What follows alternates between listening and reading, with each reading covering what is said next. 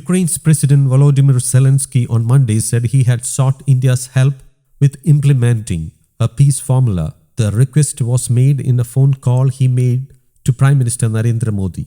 Interestingly, this conversation has taken place at a time when India, which has not explicitly condemned Russia's invasion of Ukraine, is trying to ramp up trade relations with Moscow, while Western nations are introducing new measures to limit Russia's funding of the war. I had a phone call with PM Narendra Modi and wished a successful G20 presidency, Zelensky wrote on Twitter. It was on this platform that I announced the peace formula, and now I count on India's participation in its implementation.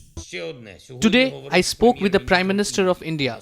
Next year, it will be India that will preside over the G20. I wished Mr. Modi a fruitful presidency, and fruitful not for someone in particular, but for everyone in the world who values peace. India can be more active in efforts to end aggression.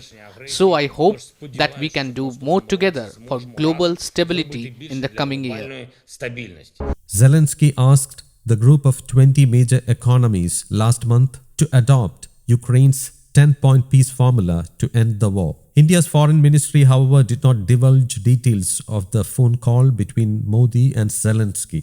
India has emerged as the second largest buyer of Russian oil after China this month, taking barrels of Urals crude at well below a $60 price cap agreed by Western nations. The country's foreign minister has said that as the world's third largest consumer of oil and gas, where income levels are not high, India had to give priority to its own interests.